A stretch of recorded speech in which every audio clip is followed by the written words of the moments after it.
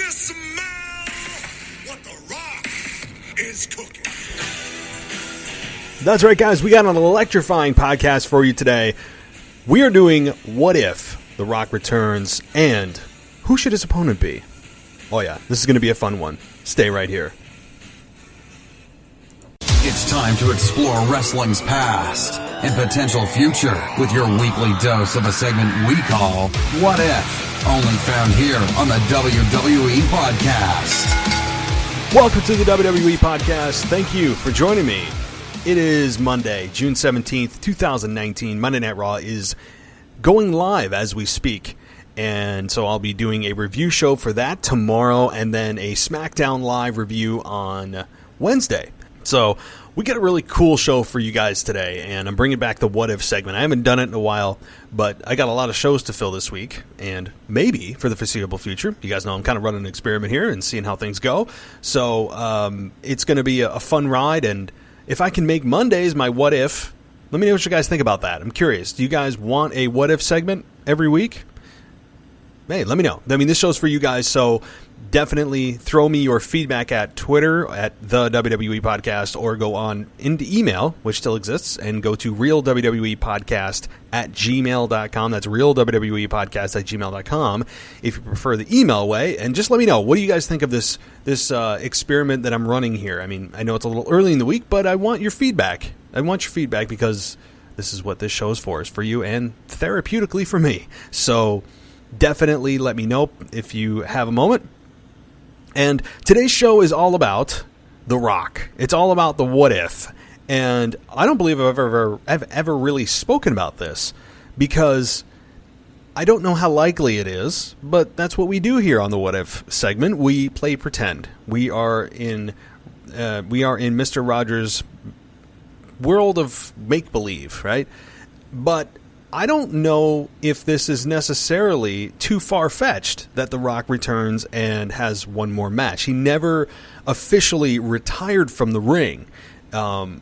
He had his last two official matches. I don't consider the Eric Rowan match of 3-4 years ago at WrestleMania a real match. Okay, he hit one move, hit a rock bottom, 1, 2, 3, and that was the end of that. And I don't consider that a real match. So throwing that out the window. His last real match was with John Cena at WrestleMania 29, I believe, 28, 29, and ended up injuring himself. I think that's when he realized that, hey, I can't be doing this anymore. I probably thought that at the time, tearing a hamstring and continuing with the match. So that was his last real in-ring match that he had. Yes, he had his moment at WrestleMania 30 with Austin and Hogan in a moment that was awesome to see. And yes, he had his moment with Rusev in Brooklyn a number of years ago when he was backstage and talking to Lana and comes out and ends up hitting a people's elbow on Rusev. You remember when Rusev was actually worth something to WWE? Yeah, I remember that too. Ugh. But that was the last time, I believe, that we saw The Rock in a WWE ring was in Brooklyn all those years ago. I think it was 3 years ago, maybe it was. And so to think that The Rock is done with wrestling, I think would be foolhardy. How about that for a word? I think that he is going to come back in some capacity. And I think it could be in a guest referee role, maybe. That doesn't really seem to fit The Rock's personality. He interrupted Triple H and Stephanie and had that moment with them, with Ronda Rousey, before Ronda Rousey went into WWE.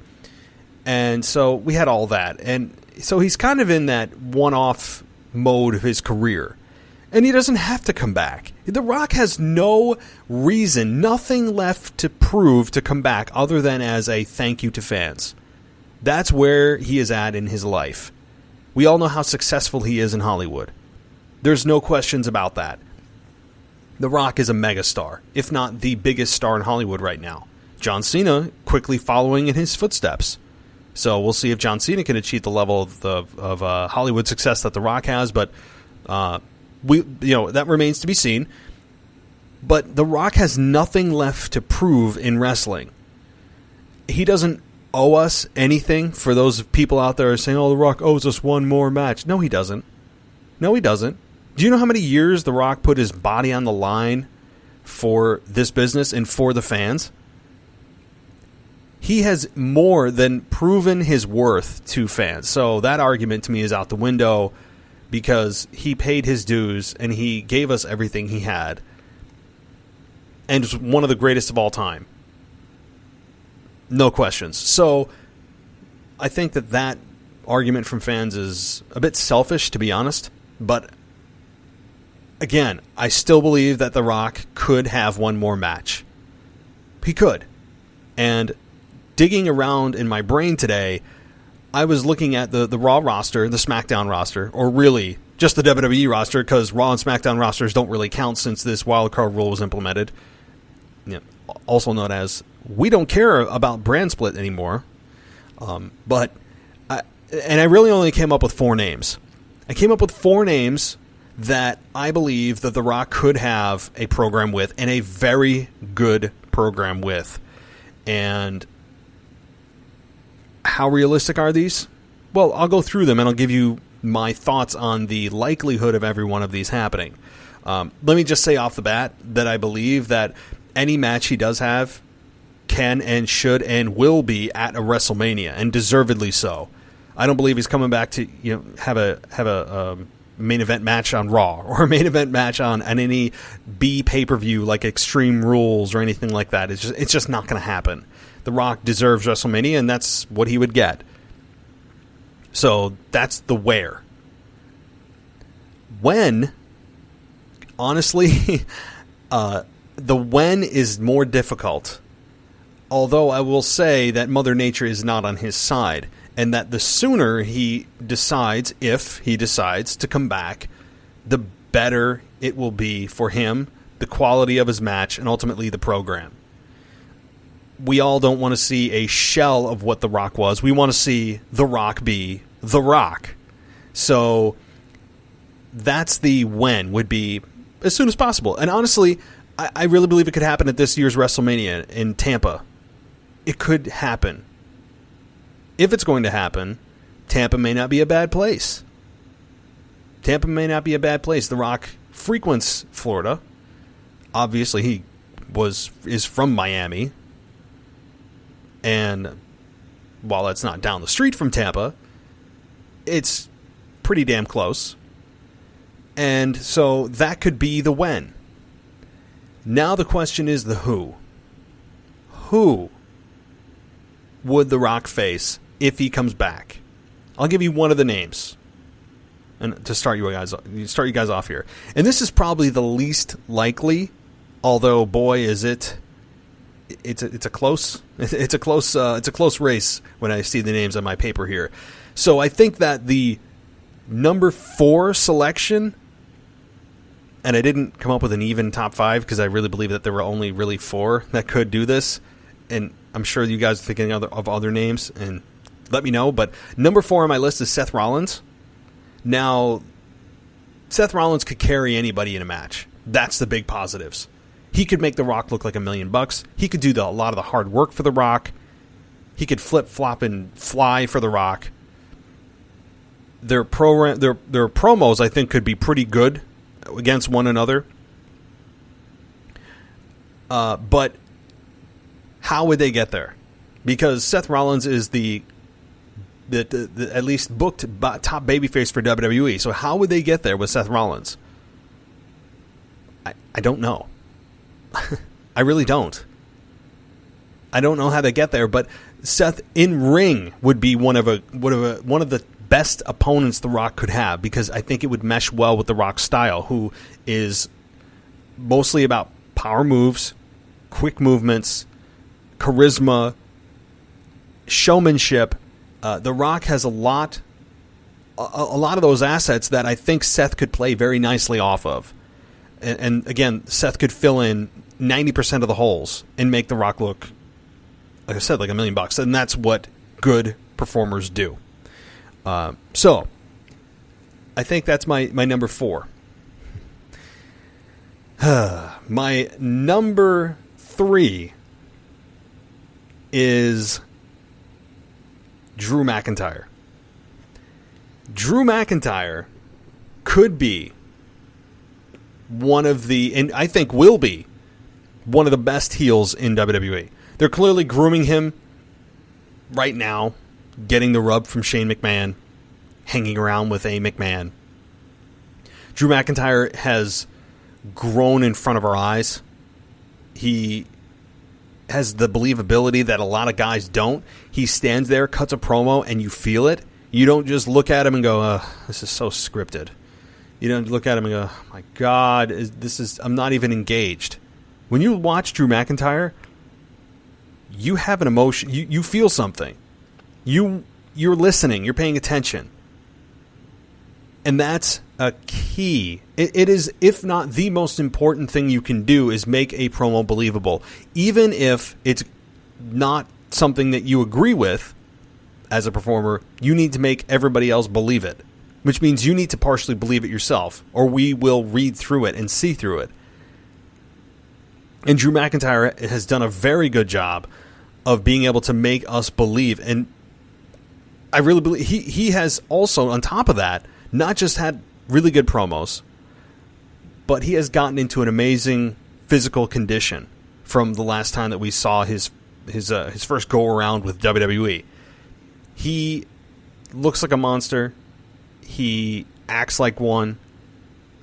You know, when you look at him, you believe that this guy's like this behind the scenes. You know, you think that, man, like, I know this is wrestling, but I feel like he's actually like that. How often does that happen in WWE in 2019? How often do you look at a promo and go, man, he or she, I really think that they're like that. They got to be like that backstage. They're not faking it. How often does that happen? Not often. And Drew McIntyre's got that asset. That's a key. And again, him getting the rub from Shane McMahon is a good thing right now. It's positioning Drew in a big way, because how many segments do these guys get on Raw and SmackDown every week? They seem to be the focal point. Yeah, Elias is kind of the forgotten redhead stepchild. We know that. Elias is just kind of there. And, oh yeah, he wrestles once in a while. He doesn't just come out, play his guitar, and get interrupted, which seems to be his Achilles heel right now. And I think Elias needs to do more than that.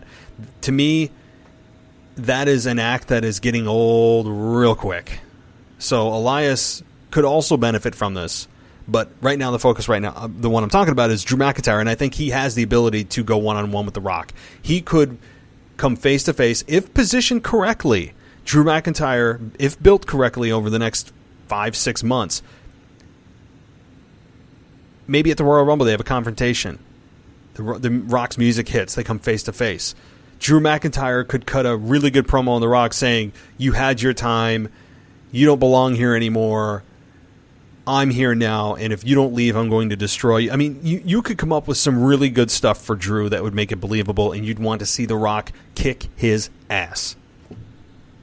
So Drew McIntyre, I believe, is believable. I think he is on the list. I think he's on the list. So, okay, I'm going to take a quick break, but I promise you, the next two, I have a lot to say on, and I think are the most realistic. You could probably guess one of them, maybe both of them, but just because it's predictable doesn't mean that it's not worth hearing my opinion on this, because I've been wanting to see both of these, for about 5 years minimum, that I've been clamoring, begging, salivating for these matches, both of them. And I honestly don't even know which one I'd want to see more, but I want them to happen. So I'm going to give you guys those two names and my thoughts. But first, a word from the sponsor of the show. So have you guys tried CBD oil? If you haven't, I'd really recommend that you do. My wife loves it. It helps her relax. And I found a website that is probably the most comprehensive that there is. And that's cbdbargainstore.com. That's cbdbargainstore.com. And when you go on this website, first of all, you'll get a 15% discount on your first order, and you can join the email list for continued great price deals. But they don't just sell the oil. They also sell balms, lotions, capsules, pure CBD oil, obviously, and several pet products for your furry family members. So what exactly is CBD? It's a natural chemical compound that comes from the hemp plant, and it's one of over 85 compounds found in hemp, known as cannabinoids. However, CBD is not a psychotropic cannabinoid like THC. It's not what you find in marijuana, so CBD does not produce intoxication or euphoria. And guess what? It works. Like I said, my wife uses it.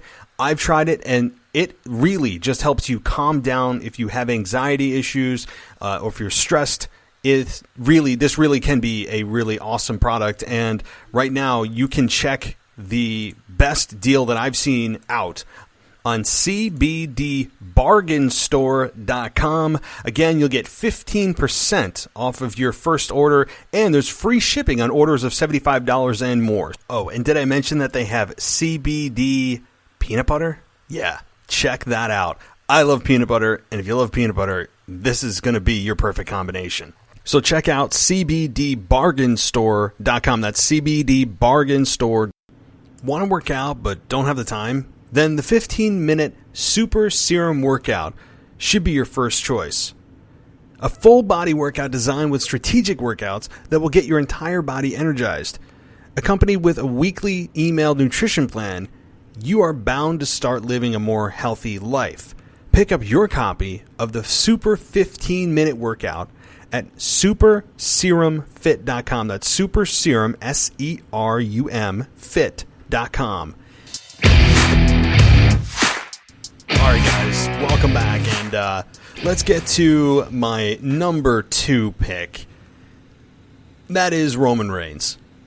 Now, my gut tells me this is not going to happen, and the reason that my gut tells me it's not going to happen is because of one thing and one thing only, and that is Vince McMahon and his refusal to turn Roman Reigns heel.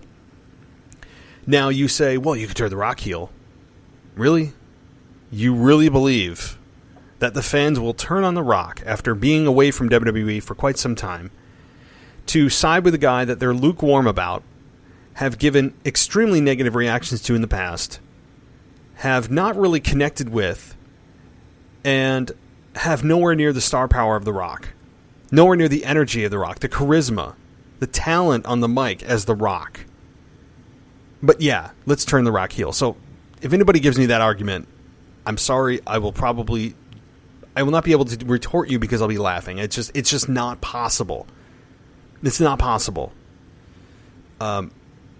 So they could do this match, but the refusal of Vince McMahon to turn Roman Reigns heel, I think, will put a kibosh on this. However, let's play devil's advocate. Let's imagine this beautiful world, this fantasy world, in which Vince McMahon says, you know what, guys, listen, I woke up this morning and I had an epiphany. I know no one's said this before, but I think we should turn Roman heel.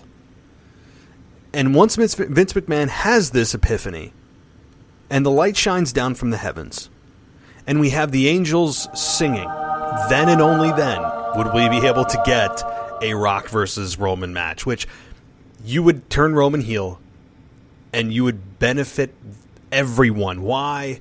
Because everybody wants to cheer The Rock. People have been clamoring to boo Roman Reigns and give a real reason to boo Roman Reigns. And ultimately, long term, you would be benefiting Roman Reigns' career tenfold, because you could have him say that he main evented a WrestleMania with The Rock, one of the greatest of all time. And I wouldn't even care if he beat The Rock clean in that match. And I would actually expect him to. Why? Because Roman Reigns has a hell of a lot more years in front of him with WWE than The Rock does, especially in ring, right? And you would want Roman Reigns to beat The Rock clean. Even if he's a heel, just because he's a heel in that match wouldn't mean that he has to cheat to win. You would want Roman to beat The Rock clean, and then maybe put another beating on him after the match, make him that much nastier, make the people really despise him. There's some things you could do there that would really get some serious heat on Roman Reigns. And, this is a match that I think is a little bit more likely than a Drew McIntyre, a little bit more likely than a Seth Rollins, even an AJ Styles. I think it's more likely than any of those. And it's a match that, again, would skyrocket Roman Reigns' career, because ultimately that's the key here, right?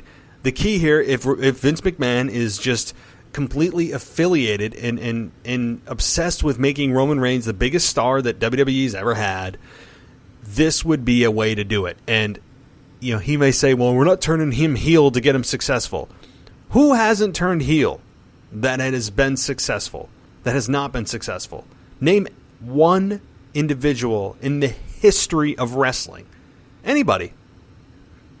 You can't say John Cena either, because John Cena started out as a heel as the Doctor of Thugonomics. Granted, after he morphed into this corporate suit who likes to make women and children scream and says corny lines and all that, and you could say that, well, John Cena never turned heel, but he did. He was a heel to begin with. He was a babyface for 95% of his career, but he did have that heel run, as small as it was. It was there. Roman Reigns has not had that yet as a singles competitor.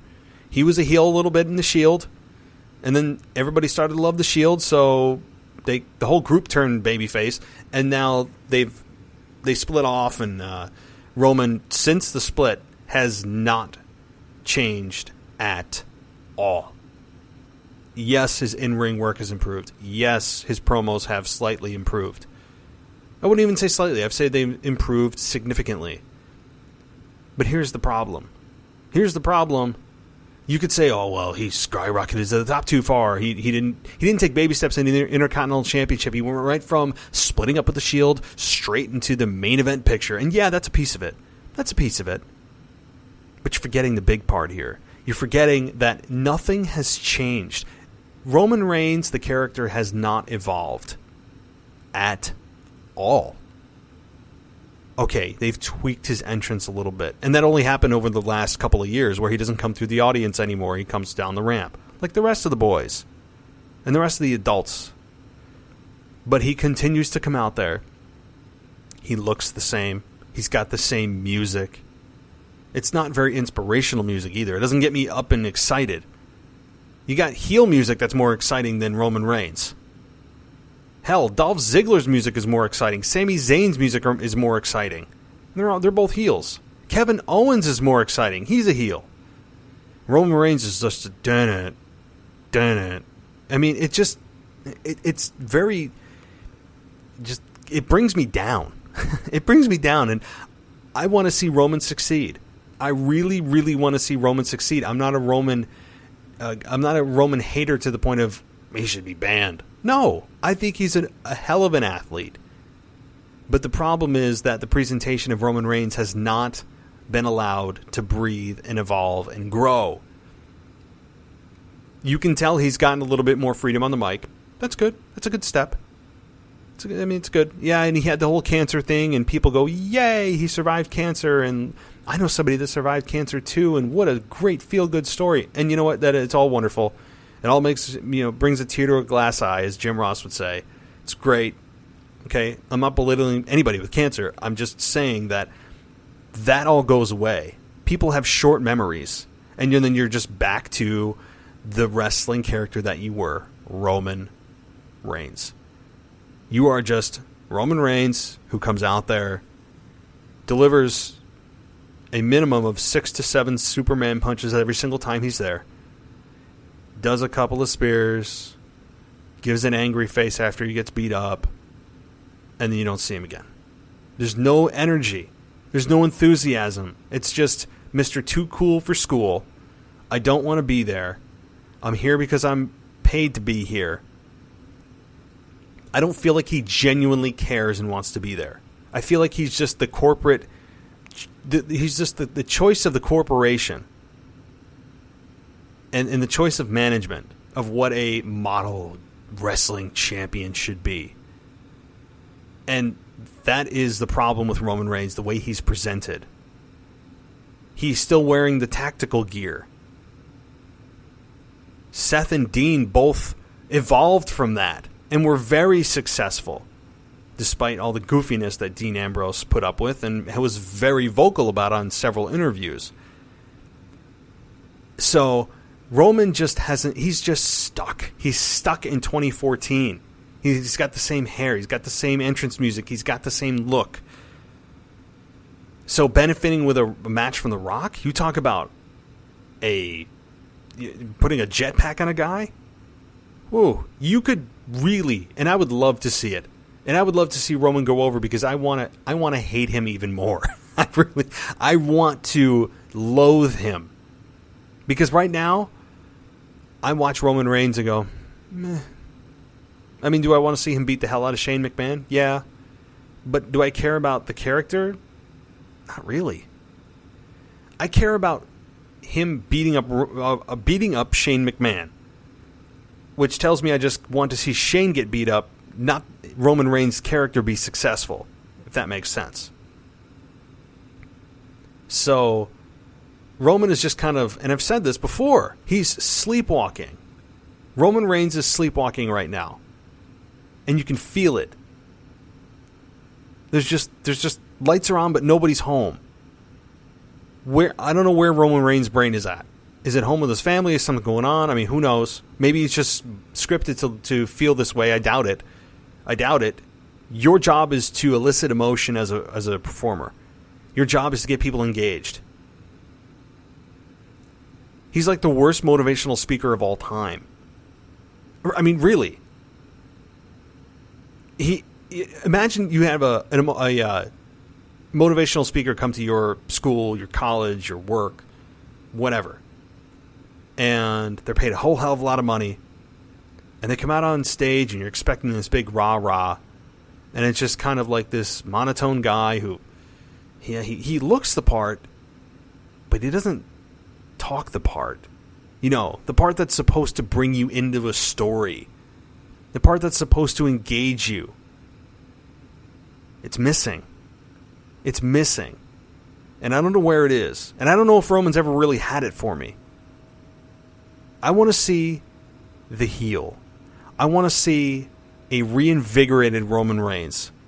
I've seen every facet, every illustration, every version of a babyface Roman Reigns. I've seen it.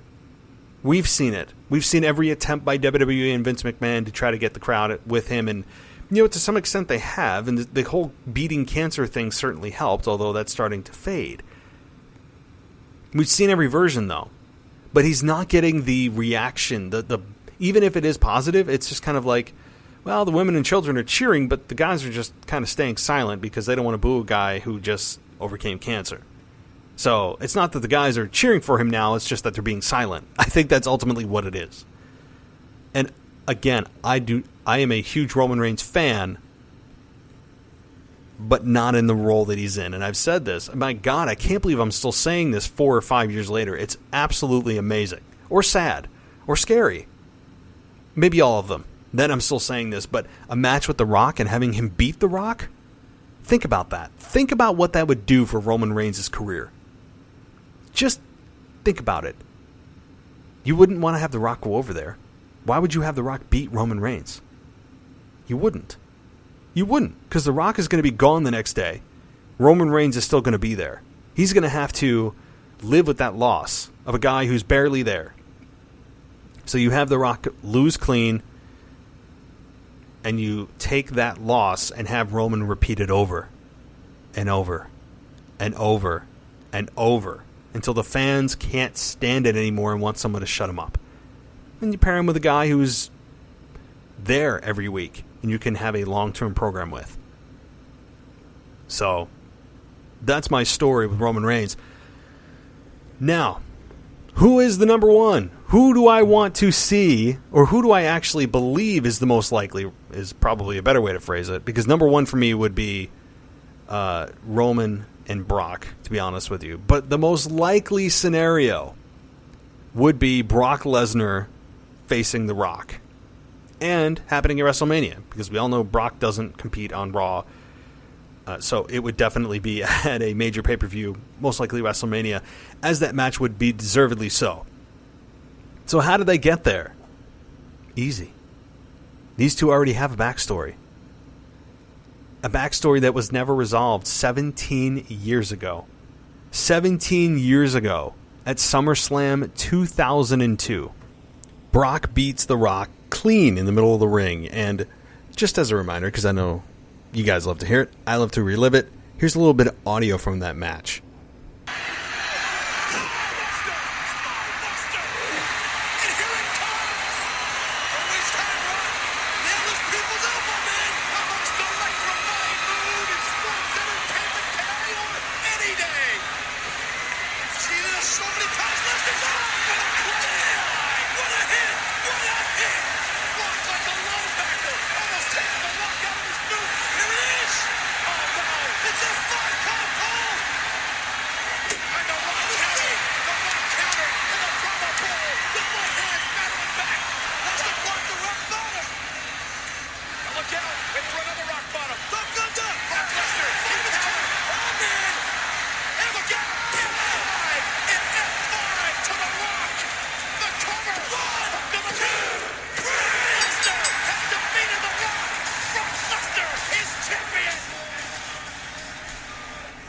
That's what you pull from right there. You could pull from a 17-year rivalry that these two have been on, and while that was their only match for the WWF Championship, really I think their only match period, and there was no follow up to that.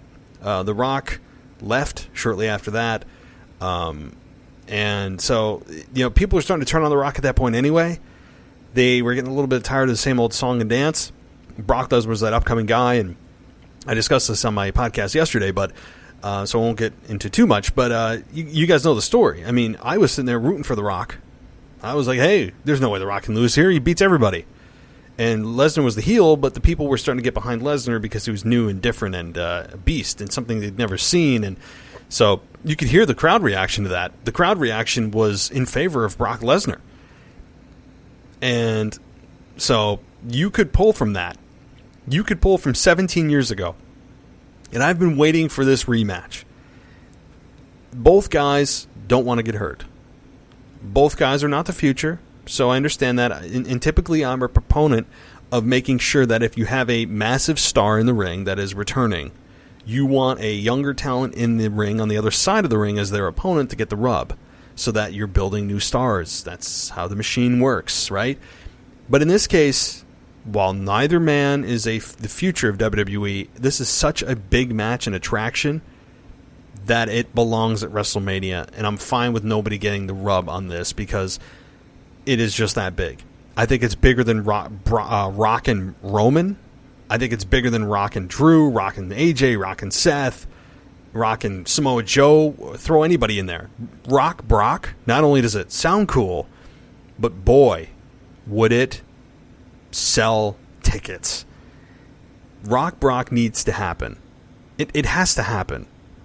While Brock is still under contract, while The Rock can still go, both men are very safe. This could be an explosive match, a well-paced match. They seem to work very well together. And again, I love when they pull on the history of wrestling.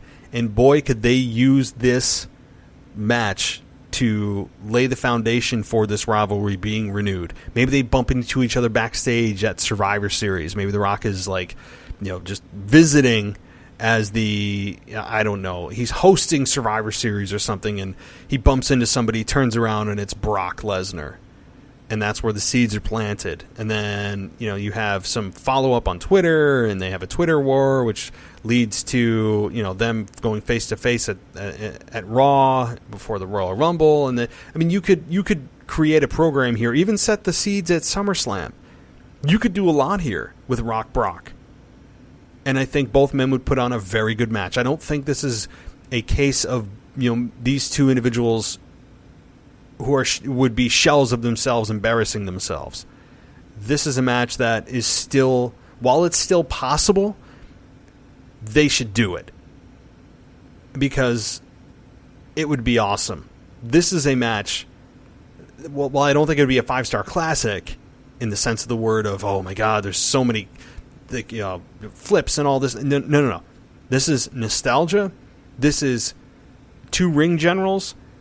These are two alpha males who have a history, and we never got follow-up from 17 years ago.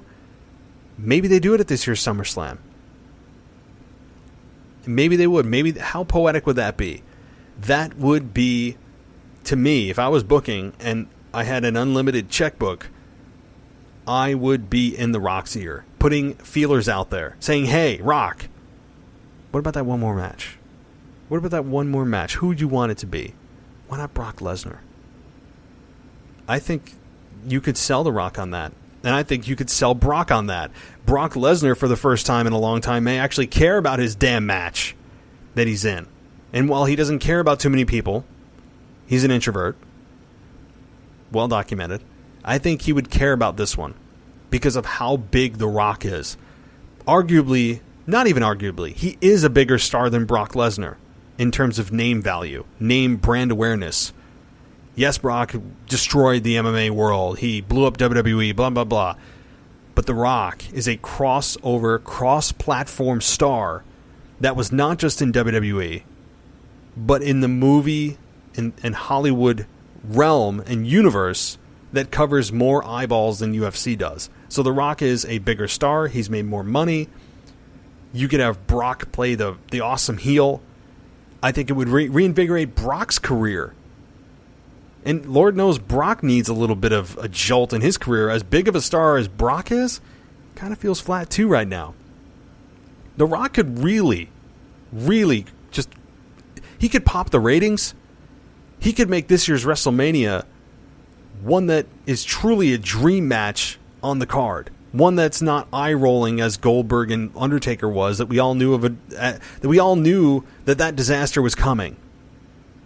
This one would not, I don't believe, be a disaster. With proper training, proper rehearsals, proper booking, proper time given to the match, all things that are possible, all things that are doable, and a match that needs to happen this year.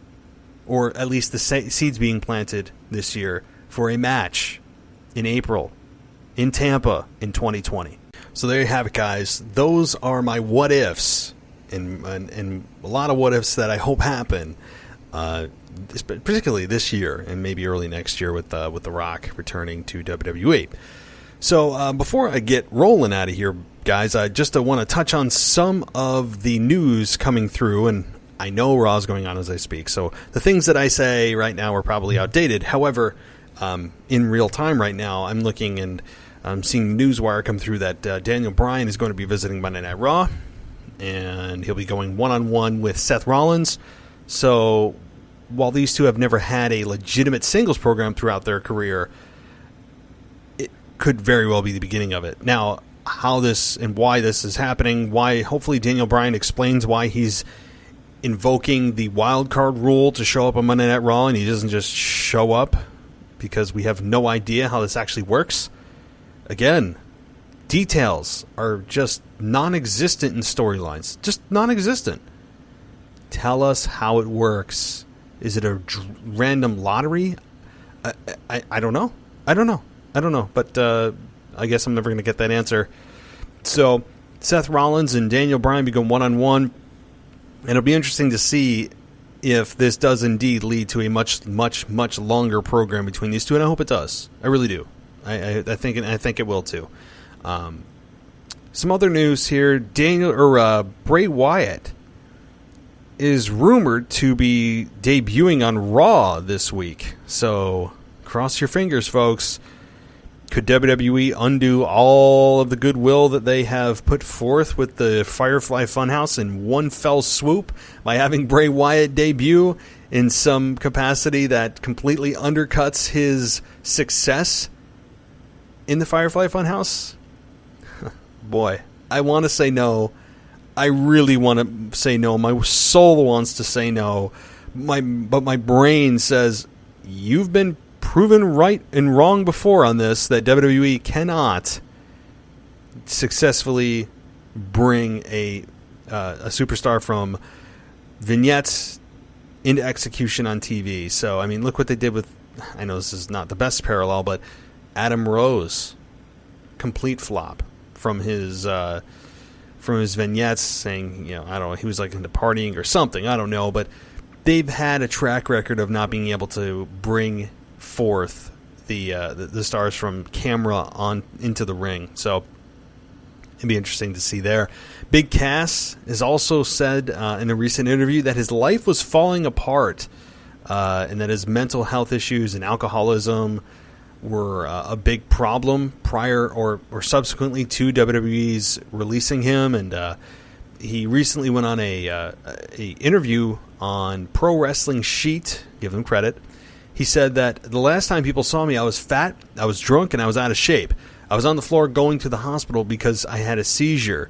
My life was falling apart, mental health issues, I was an alcoholic, all that. 6 months later, I'm 300 effing pounds. I'm a tank, I'm shredded, I look amazing. I'm in the best shape of my life. Nothing's going to stop me, I'll tell you that. Fighting Jon Moxley, of course, he's going to get the win. Kudos to him.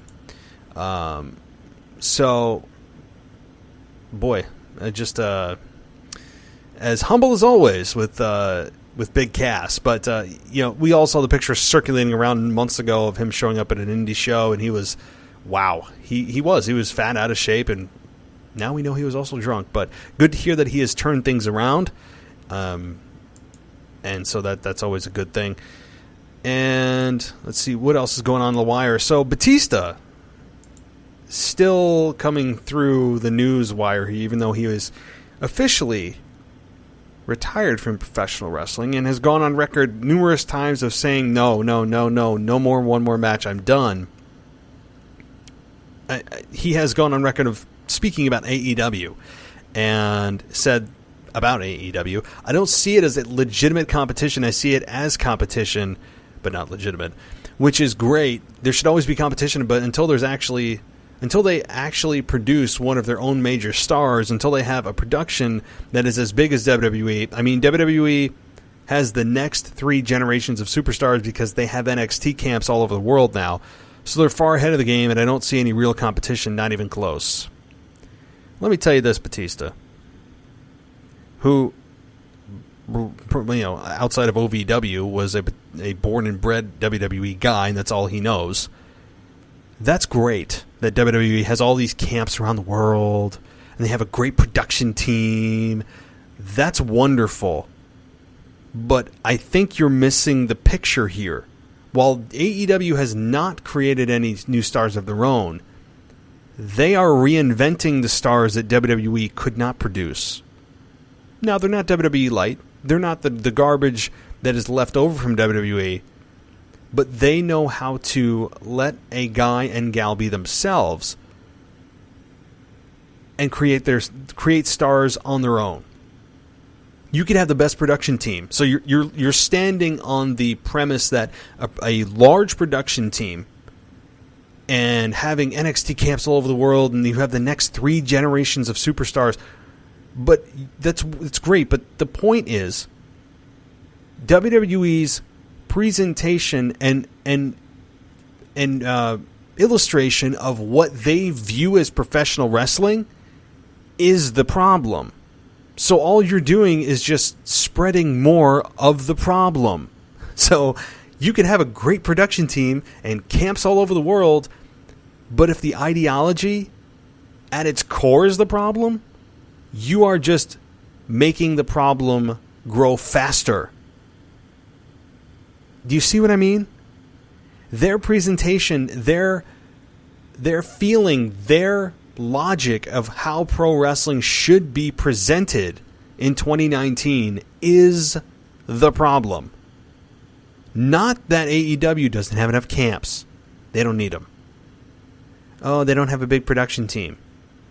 I think Jon Moxley did pretty damn well, and he didn't have a production team behind him as he cut those promos.